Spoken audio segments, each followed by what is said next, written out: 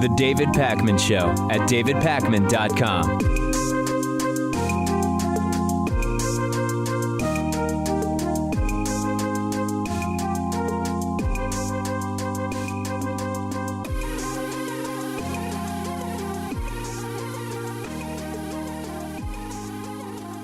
Major news from the world of the elector revolt against President-elect Donald Trump. Let me quickly catch you up. On November 31st, last week, I came to you and told you that a personal source of mine indicated that 15 Trump electors were planning to vote not for Donald Trump on the vote that will be taken on December 19th. That video doing okay on YouTube with about 50,000 views. The next day, I spoke to a number of additional people, but in particular, one well-placed, successful Democratic operative, as I referred to them, who confirmed to me that, yes, indeed, there is a growing Trump elector revolt, and that video achieving about 100,000 views on YouTube. That one was done just as a YouTube-only sort of update, and I was told specifically at the time, listen, David, there are a number of Trump electors who have decided not to vote for Trump on December 19th, but they want someone else to publicly announce this first. They don't want to be the first to sign their name next to an op-ed, for example, saying, I am a Trump elector who is not voting Trump. But I was told we have the op-eds ready to go for whoever it is that ultimately wants to come forward and put their name on it and go public. Now, one of them has. We have a New York Times op-ed released yesterday in which Texas Republican Elector Christopher Suprun says he will not be voting for Donald Trump on December 19th. The first quote I want to pull out for you from this New York Times op-ed has Suprun saying, I am a Republican presidential elector, one of the 538 people asked to choose officially the president of the United States. Since the election, people have asked me to change my vote based on policy disagreements with Donald J. Trump. In some cases, they cite the popular vote difference. I do not think president-elects should be, well, I think it's presidents-elect, it should say, should be disqualified for policy disagreements. I do not think they should be disqualified because they won the Electoral College instead of the popular vote. However, now I am asked to cast a vote on December 19th for someone who shows daily he is not qualified for the office. And then Suprun goes on to list in this op-ed a number of actions Trump has taken, attacking TV show casts, tweeting day and night, stoking fear, creating outrage, having no knowledge of the issues, his cabinet picks being bad. And then this op-ed by this Republican elector from Texas is wrapped up by saying, quote, the election of the next president is not yet a done deal. Electors of conscience can still do the right thing for the good of the country. Presidential electors have the legal right and a constitutional duty to vote their conscience.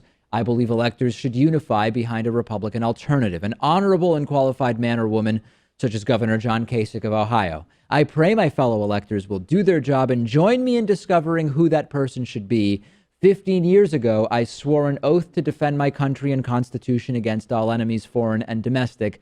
On December 19, I will do it again.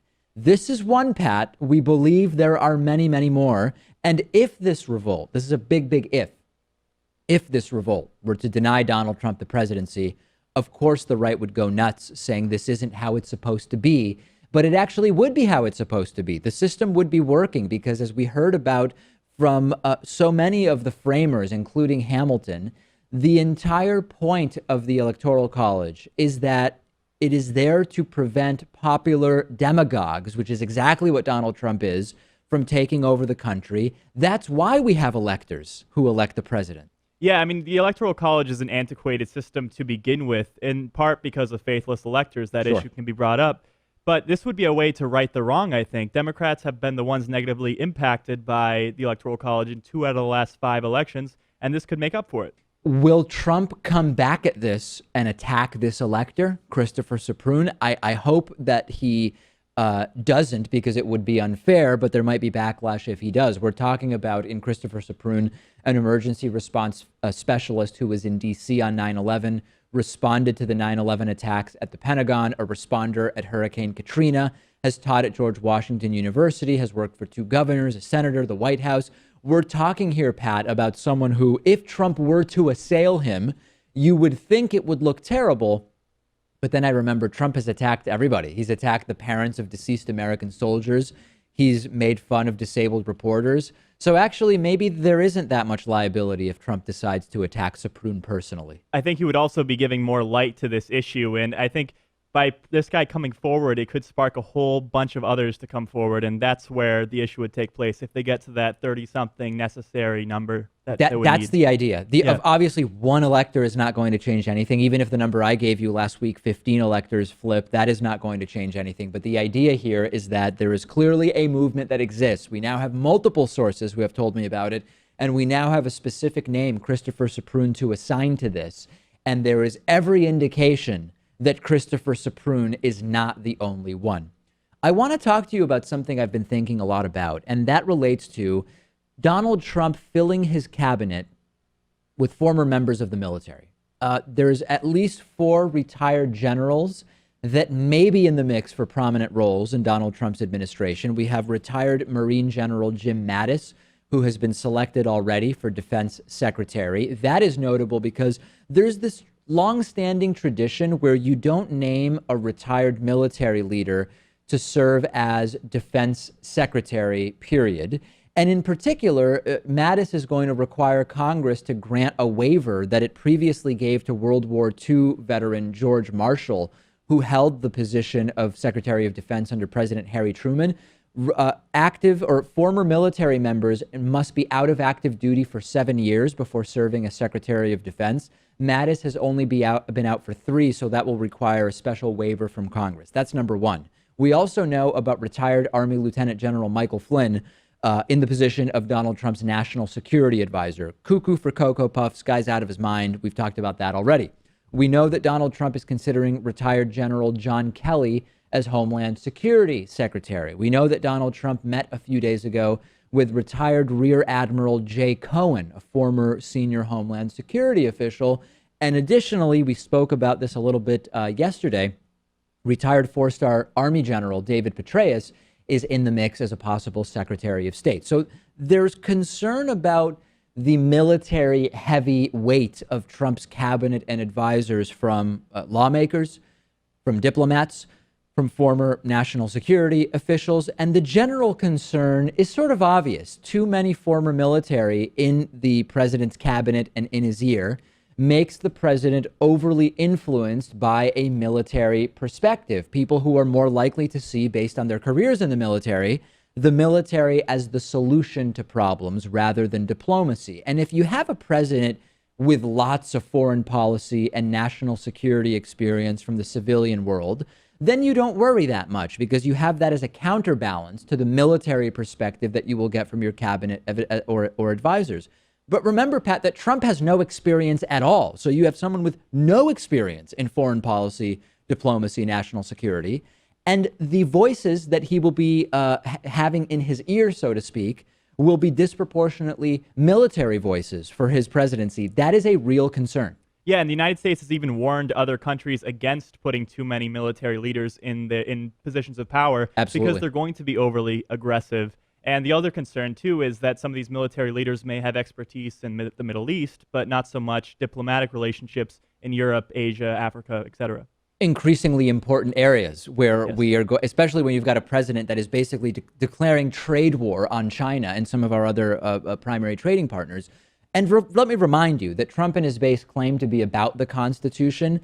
And an important constitutional premise is civilian control of the government, not military control. And I know that some Trumpists will hear this and they'll say, David, when you're former military, you are a civilian. But that is a technicality. What I'm talking about is the big picture, that those who are career military are going to have a very different view, as Pat says, on foreign and national security policy than those who come from the civilian world in terms of their careers. And I want to put up a quote for you from Gordon Adams, who's a former White House official and professor at American University, who said, "It isn't about personalities. The problem here is structural. A president who doesn't know much about foreign policy and a vice president who doesn't know much about foreign policy are surrounding themselves with people who served in uniform. It runs counter to the American tradition of civilian control. Do you want a big portion of your national security and defense and foreign policy advisors coming from the less than 1% that has served in the military? That is an incredibly narrow scope of experience, and this is totally separate from the specifics of these particular former military people. I've already told you about the crazy ideas of Michael Flynn. Are there any silver linings? The theme of the next 4 years, can we find a silver lining here? Well, one silver lining is that Trump expressed, quote, surprise that Mattis, who is a generally tough-talking guy, actually talked him against the use of torture. And Trump, as Trump told the New York Times, I said, what do you think of waterboarding? Mattis said, I've never found it useful. I've always found, give me a pack of cigarettes and a couple of beers, and I do better with that than I do with torture.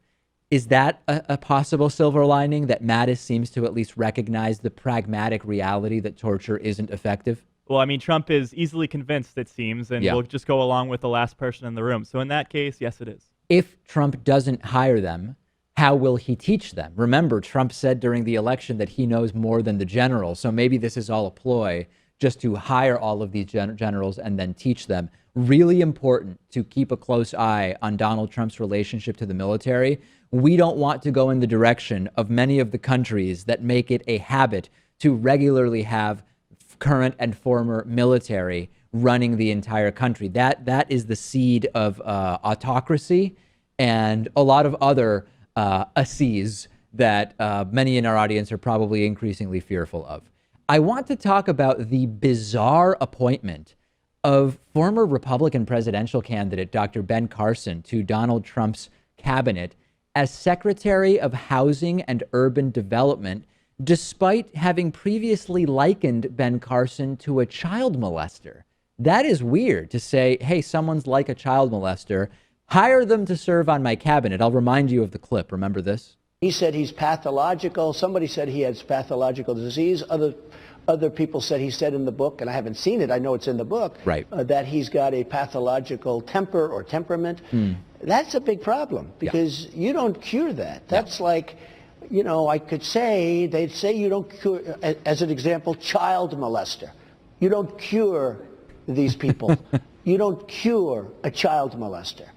There's no cure for it. Not only did Donald Trump liken Ben Carson to a child molester, Carson also has no experience in the field of urban development and housing. He's a neurosurgeon who did inspirational speaking. So I started looking at this, Pat, and I was trying to think, what could there be here that explains appointing Ben Carson as Secretary of Housing and Urban Development? And I thought, well, Trump seems to think that the word urban relates directly to black people, and interchangeably during the presidential debates and the campaign, whenever Trump was asked about minorities, he would talk about inner cities. He would talk about inner cities clearly interchangeably with black people and non-white people. He kept talking about urban also. Maybe because Ben Carson is black and Trump sees that the title Secretary of Housing and Urban Development has the word urban in it. He said, oh, urban, let me get the black guy. I mean, I know it's crazy, but I can't understand why else Ben Carson would be in this position. Yeah, there are a few other conclusions you can draw to it because Ben Carson's background is in neurosurgery and public speaking. And even though he grew up in Detroit and was the benefit of some of these programs that he's now going to be in charge of, that's urban. This life experience alone isn't enough. It's very bizarre. It's very bizarre. And I'll remind you that his spokesperson or business manager or whatever he is, Armstrong Williams, actually said, and we talked about this when it broke, quote, Dr. Carson feels he has no government experience. He's never run a federal agency. The last thing he would want to do was to take a position that would cripple the presidency. And you're going to put him in charge of housing and urban development. And this is a position that really does do important stuff. Number one, the Secretary of HUD administers the FHA's mortgage insurance programs. What on earth does Dr. Ben Carson know about mortgage insurance programs? The Secretary of HUD takes steps to encourage a strong private sector housing industry, which can also produce affordable housing, which is probably something Ben Carson is against because he's against so many of these government subsidies. What on earth does Ben Carson know about the private sector housing industry? The Secretary of HUD employs more than 10,000 workers, and the secretary is the leader of that entire agency. What on earth does Ben Carson know about managing 10,000 workers?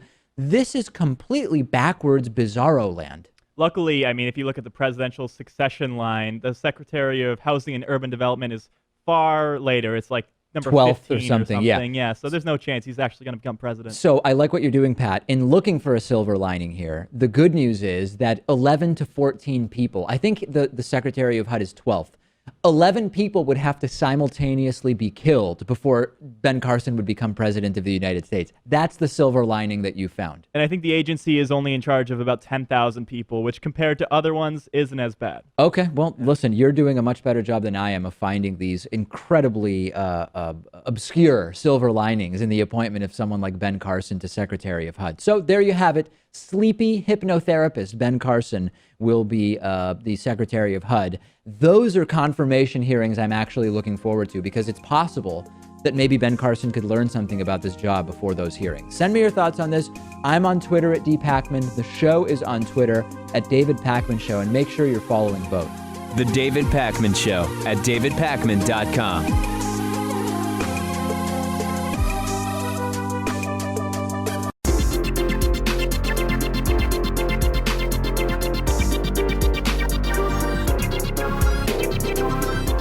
The David Pakman Show at davidpakman.com.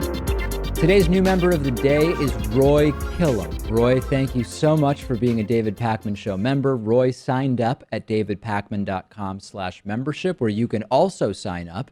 And of course, you can also get the 2017 David Pakman Show calendar with your membership for free if you sign up through davidpakman.com/calendar17. And that big 40% discount off of membership, the coupon code is still available. It is IVoted17. Get 40% off any membership at davidpakman.com/membership.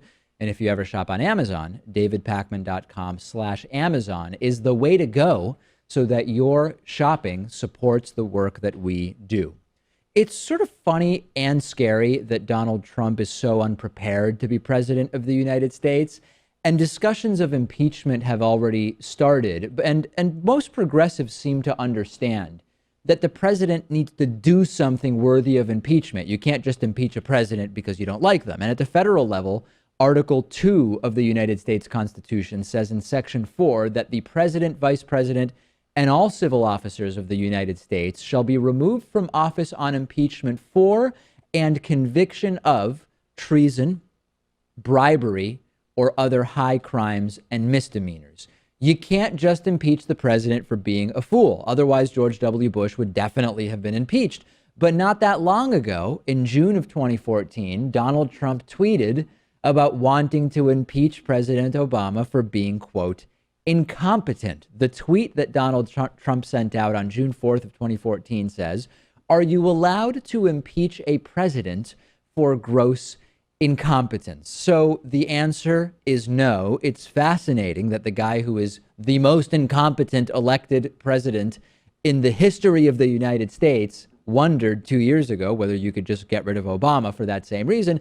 However, Trump's actual potentially impeachable offenses have already started to such a degree that both Obama and George W. Bush ethics lawyers have said that if Donald Trump doesn't resolve his conflicts of interest with his businesses before his inauguration on January 20th, he would be in violation of the Constitution on day one of his presidency. And as many of my friends pointed out, we were talking about this over the weekend. On the one hand, Trump is one of the most likely to be impeached presidents in a long time based on his systemic conflicts of interest.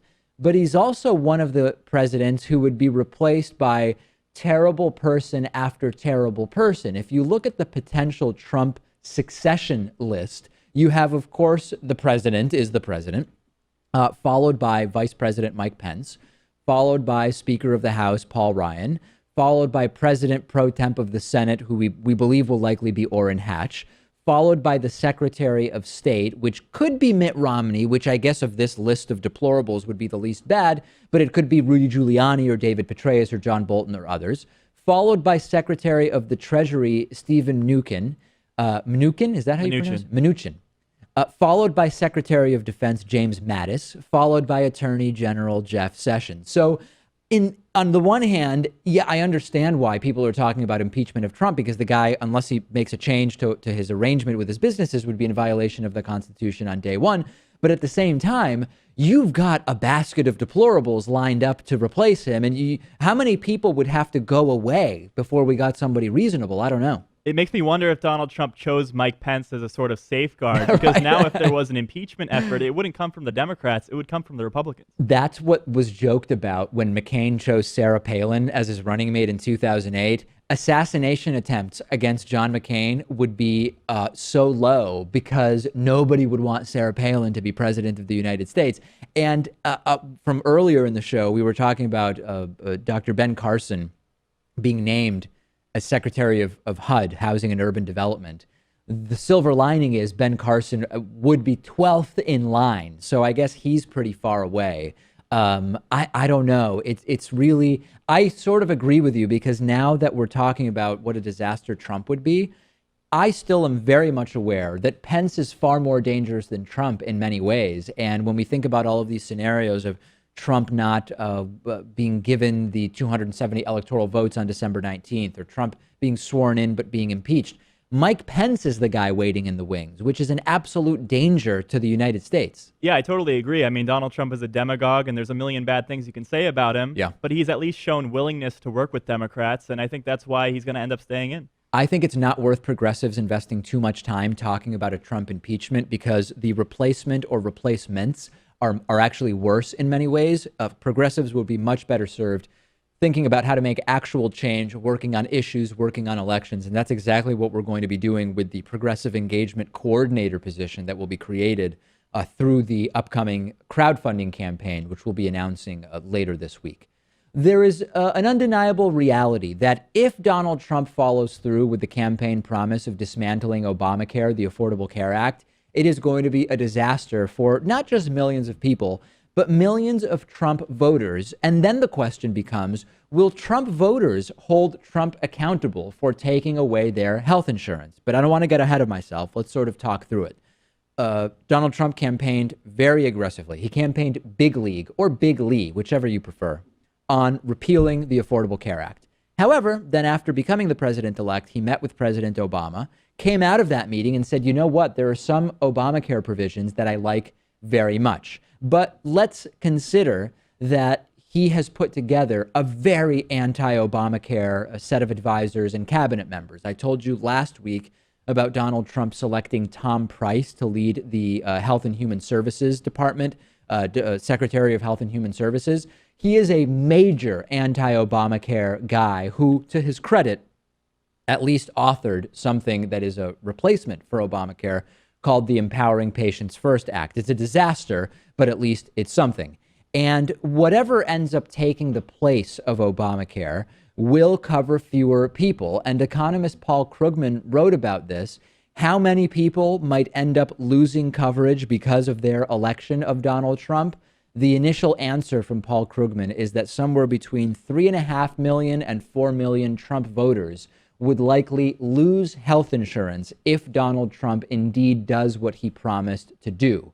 Greg Sargent from the Washington Post has also written about this, and he said, quote, I have obtained new numbers from the Gallup Healthways Wellbeing Index that suggest that a lot of poor and working class whites who'd voted for Trump in disproportionate numbers have benefited from Obamacare, meaning they likely stand to lose out from its repeal and even its replacement with something that covers far fewer people. So there's no doubt that if Trump does what he promised to do, Trump voters, millions of them, are going to lose health coverage. The real question is, will they blame Trump? I predict no, Pat. And why do I predict no?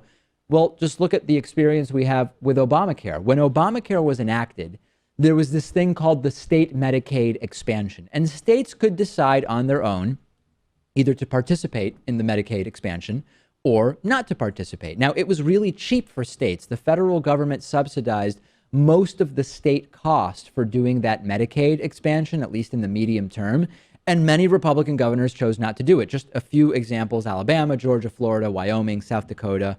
Very long list. The people in those states without health care who could have had it under the Medicaid expansion aren't, by and large, angry with their Republican governors. They're angry with Obama because, quote, Obamacare is a disaster. So we have experience, Pat. We know that when Republican governors make the decision not to provide health care to certain constituents that would get it through the Medicaid expansion, the Republicans in those states don't blame their governors. By and large, they blame Obama. And there's one other example, which is when Ronald Reagan busted the air traffic controllers union by bringing in strike breakers. This was a big signal that this was going to be a decline for American labor and the American labor movement. And that should have led heartland whites to vote against Ronald Reagan in big numbers, and they didn't. They ended up giving him a 49-state landslide not long thereafter.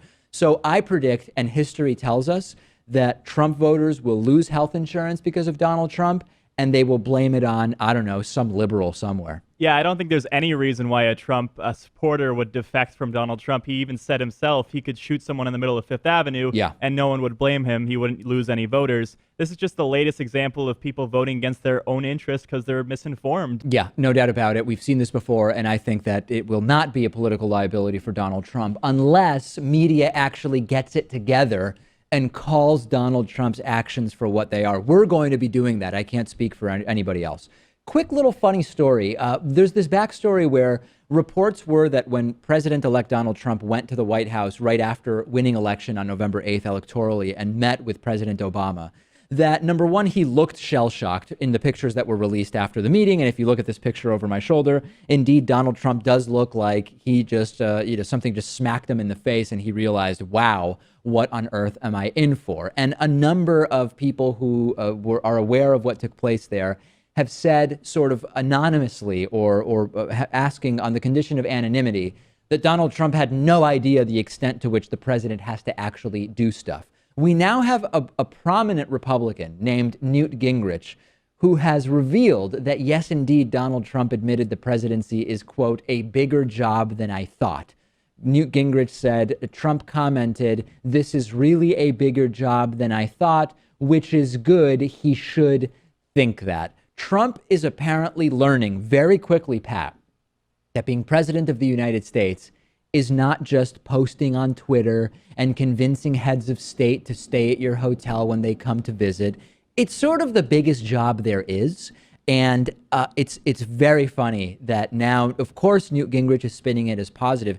It's great that Trump is realizing how big the job is.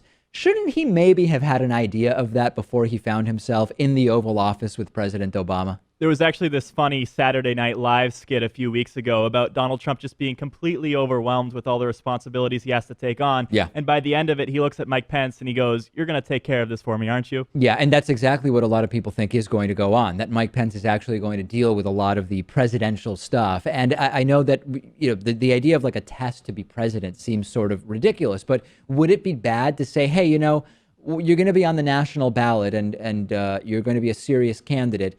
Can you just answer an essay question about what does the president do, or maybe shadow the president for a day, like an internship of sorts or something like that?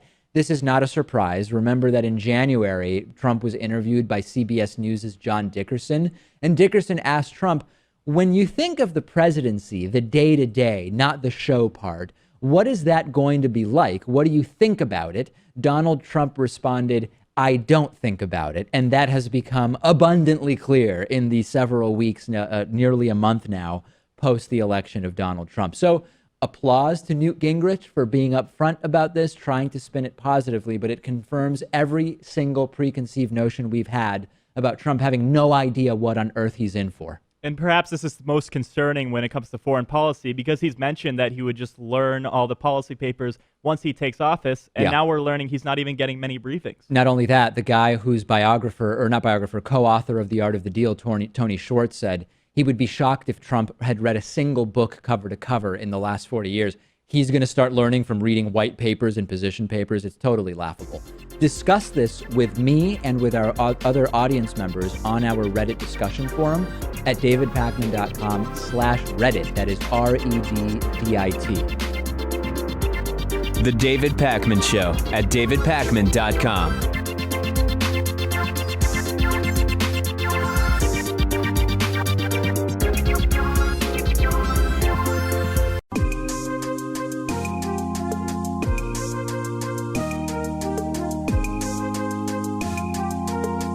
Welcome back to the David Pakman Show. I'm joined today by Dr. Leonard Cruz, who's editor-in-chief of Chiron Publications and is also co-founder of the Asheville Jung Center.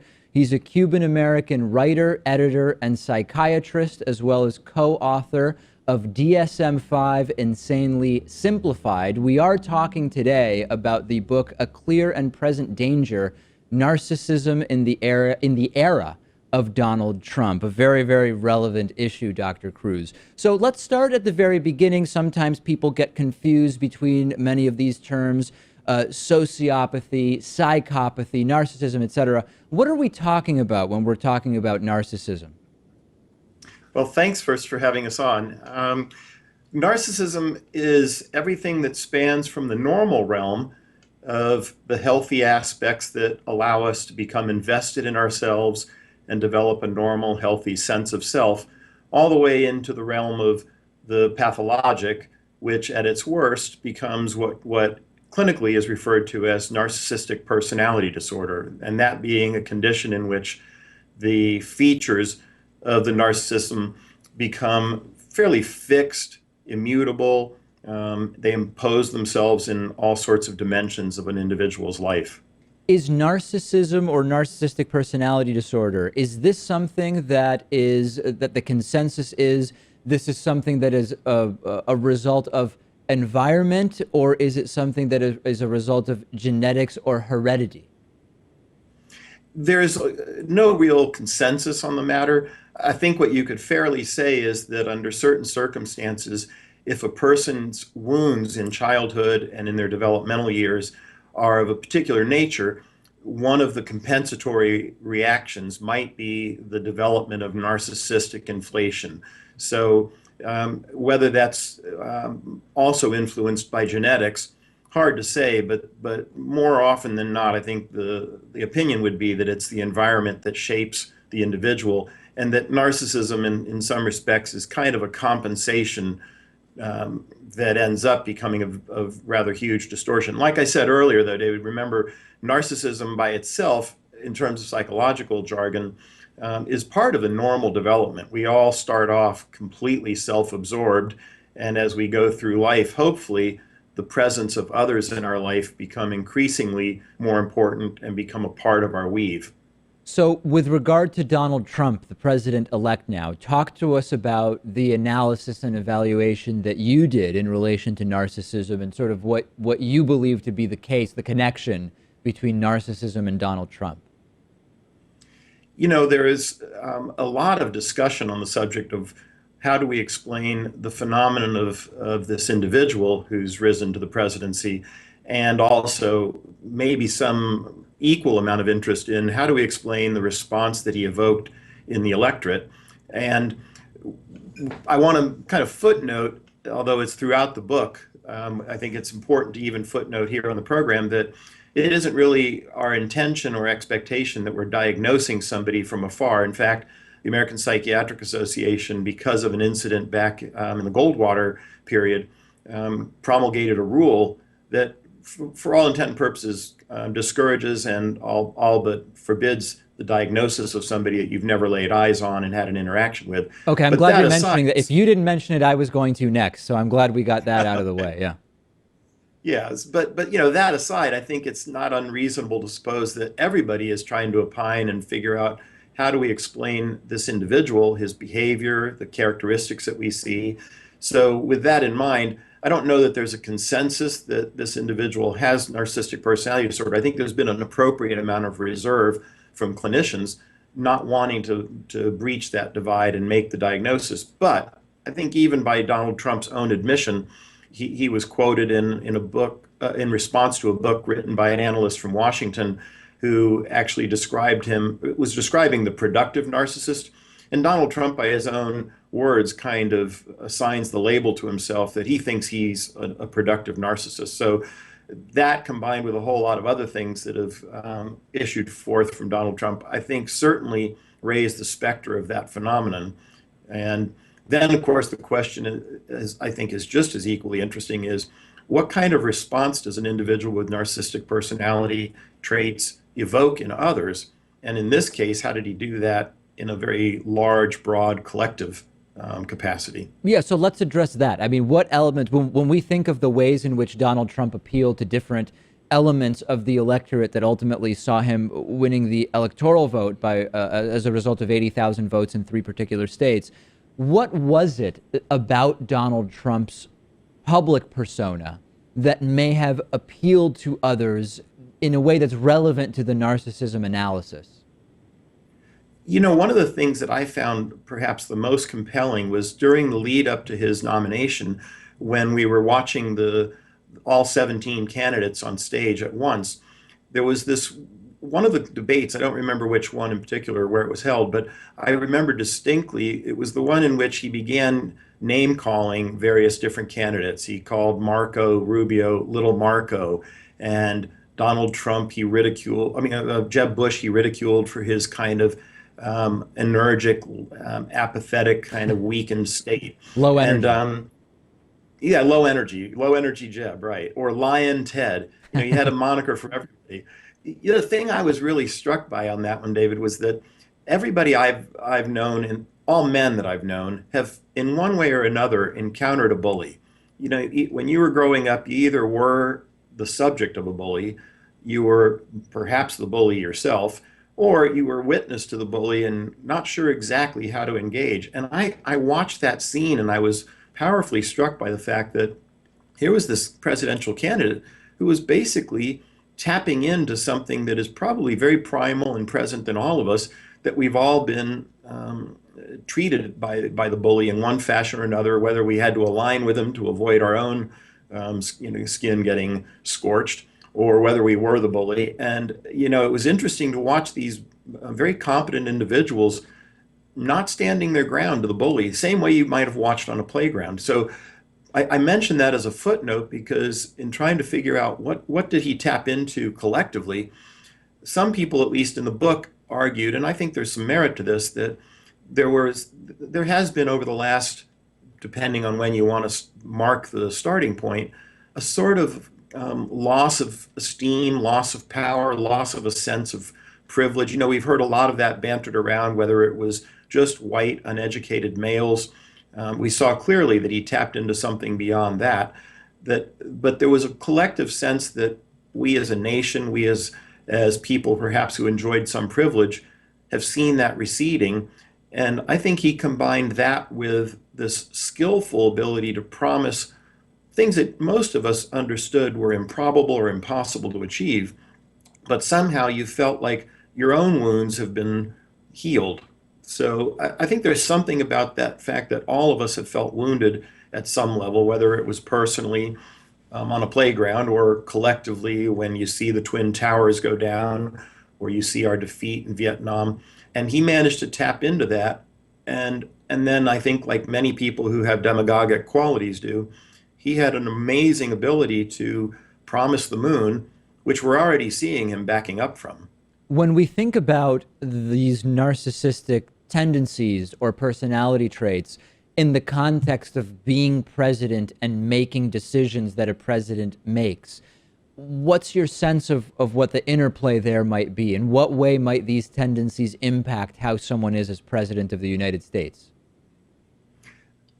My biggest fear, and I think one of the purposes that we had behind writing the book and compiling the different perspectives that the authors and contributors had, was this was more than just illuminating the field about Donald Trump the person. This was also hoping to shed some light on the very phenomenon of narcissism, whether you encounter it in your workplace because you're working for somebody who's got narcissistic traits, whether you're married to somebody who's narcissistic, or whether you're being led as a nation by somebody.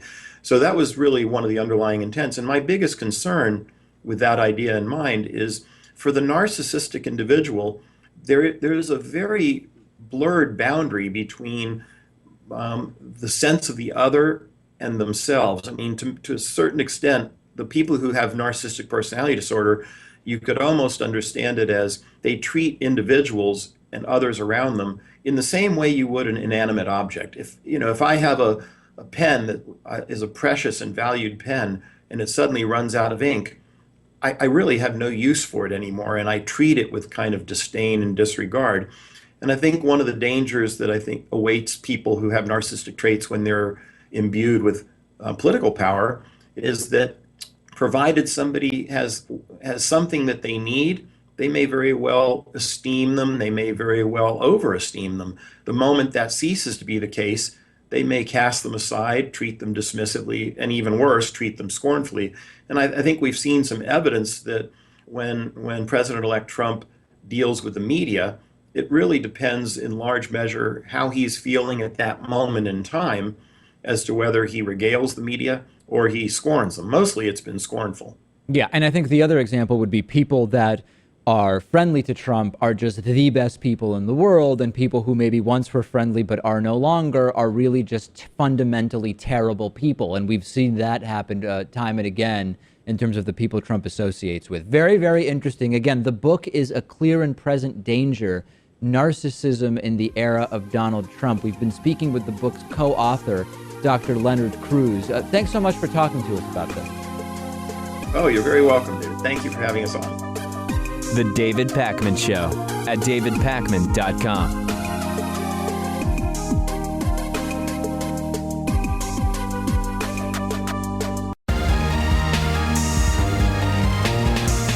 The David Pakman Show at davidpakman.com.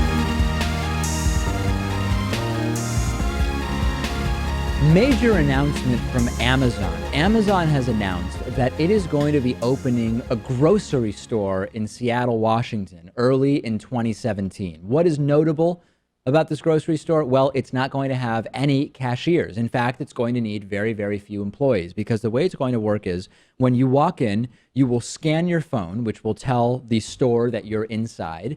And then they will have a very sophisticated system that uses sensors, computer vision, deep learning, which will track customers as they move through the store, and it will register what items you pick up and put in your basket. You change your mind and put an item back on the shelves, the system will be able to determine that as well. There's going to be prepared food, salad, sandwiches, etc. That will all be handmade, but it will be sold in boxes that are also part of the entire automated system.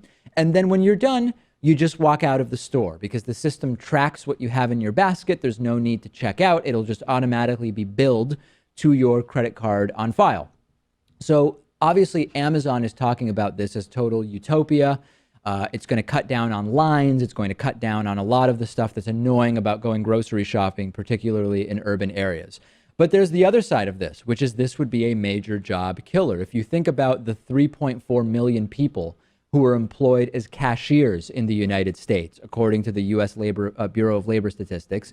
And if you think about the 4.5 million employed as retail salespeople and the 2.4 million employed as laborers that are stocking shelves and moving cargo around, Amazon is automating away many of these jobs. They already have robots in warehouses to move cargo around. They have new robots that are able to not only find items on shelves, but also prepare items for shipment. This is something that I truly believe, Pat, is inevitable. When we look at the advance of technology and you go to a grocery store and you see a cashier scanning items one by one and punching in produce stock codes, that does not strike me as something that is remotely necessary 5 or 10 years down the line, given all of the technological developments that we have. Why are we going to need cashiers to scan your items? And many stores already putting in place self-checkouts. But I don't believe that pushing back against this because it's going to be a job killer is going to be effective, because when you just look at what the job is and what technology can do, how do you justify millions of cashiers just ringing products through a scanner? Right. It seems like cashiers will be the next victim of automation and technology. But it's overall a good thing. I mean, scribes were upset hundreds of years ago when the printing press came out. I have a friend who won't use self-checkouts because he doesn't want to encourage stores to put in self-checkouts. It's a very nice gesture, but it is going to do nothing to stop this. And the broader analysis here is we had a very drawn-out presidential election campaign with tons of discussion about bringing jobs back and manufacturing jobs, et cetera, et cetera. No serious discussion of the fact that many of the jobs Trump wants to bring back no longer exist, and the more important discussion that jobs are going to be destroyed by technology. I don't believe that pushing back against this is going to be effective, whether it's Amazon or someone else. If you really just think about where technology is right now, and then you think about lots of the jobs that still exist, it's very hard to justify those jobs still existing 5, 10, or at the most 15 years down the line. I don't want to spend a huge amount of time on this, but I do want to mention that Vice President Joe Biden told a small group of reporters yesterday that he is going in the direction of running for president in the year 2020, saying, quote, "Yeah, I am going to run in 2020. Then he was asked, well, what are you going to run for? And he said, for president. And also, what the hell, man, anyway. Also adding, I'm not committing not to run. I'm not committed to anything. I learned a long time ago, fate has a strange way of intervening. And we know that at least may be a reference to calls for Joe Biden to run for president this year and the horrible and sad passing of his son, Beau Biden, due to brain cancer. And that may be a reference that Joe Biden was making. Interestingly, Joe Biden would be 77 years old on Election Day in 2020. And I think that because Joe Biden is such an excellent debater, those debates would be brutal for Donald Trump. But age is a factor, and we've talked about the need for the Democratic Party to go younger rather than older. So while I absolutely love Joe Biden, fantastic debater, made mincemeat of Paul Ryan during the 2012 vice presidential debate, I don't know that Joe Biden is the path forward for the Democratic Party. Well, I think age is becoming less and less of a factor as lifespans continue to increase. But I think it's important, too, that in 2020 we put up someone with a strong personality, because I think that's the only way you're going to be able to take someone down like Trump. I agree with you. And taking out an incumbent president is going to be particularly difficult, I think, for someone who's nearly 80 years old and first ran for president in 1988. You need high energy, and I love Joe Biden's energy, and I think he's awesome. Again, this is not a critique of Joe Biden whatsoever. I think there's a strong case to be made that 2016 is when Joe Biden would have run, and we know, as I mentioned, about his family situation, which undoubtedly was a factor in him not running. I did receive one email from a viewer saying, David, I'm already reading about people discussing whether it's a good idea for Joe Biden to run. These people seem convinced that we're even going to have another presidential election. I believe we will have another presidential election. I'm going to be on record, Pat, as saying that. Now, it may be an even more bogus presidential election than we've had before, but I think we will, at least on paper, have an election in 2020. I think the union will survive these next 4 years, God willing. We have a voicemail number, which is 219-2-DAVID-P. The Eggman, by and large, liked our analysis of political correctness and social justice warriors, but he keeps going back to one particular term that he really wants to be able to say without social repercussions. Let's listen to the Eggman. Dave, I'm so thin-skinned. I'm more thin-skinned than Donald Trump, and now you're under my skin. I agree with you on all that politically correct stuff. I agree with you on not using bad words, offensive words, except for the word retard. Gosh dang it, Dave. To be retarded is to be not fully developed in growth, mental growth, or any kind of growth. It's a medical term. I can't stand retarded people. Okay. But you're not retarded. I love you, Dave. Yeah. Okay, so the Eggman there, a little bit hard to hear towards the end. Here's the problem. Yes, mental retardation is a medical term. The problem is it's used non-medically. That's exactly why it's offensive, Eggman, which is it's used not to describe people that have a particular medical condition, which is mental retardation, but it is used as an insult, and in that way it is offensive to people who have these mental handicaps, and that's exactly the point. It is used to make fun of people, not as a description of a medical condition. That's why it's offensive. Yeah, and the connotations of words will change over time, so maybe this wasn't considered as offensive decades ago, but now it is, and we should have that in mind. The Eggman is obsessed with this. I think it's probably a dozen times that in different contexts he's gotten in touch and explained how he really wants to be able to use that word without being criticized or it being seen as somehow insensitive. On the bonus show today, Tyson Foods has launched a major venture capital firm to invest in alternatives to meat. What does this tell us about the future of the meat industry?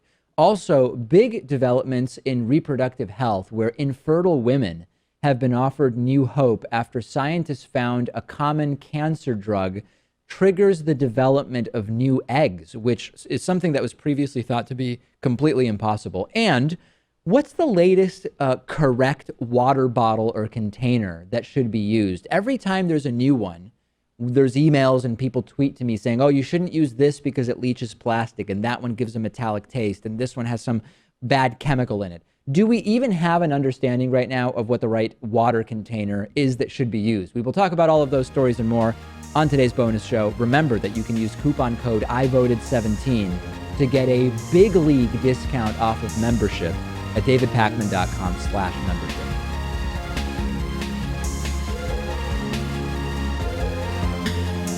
The David Pakman Show at davidpakman.com.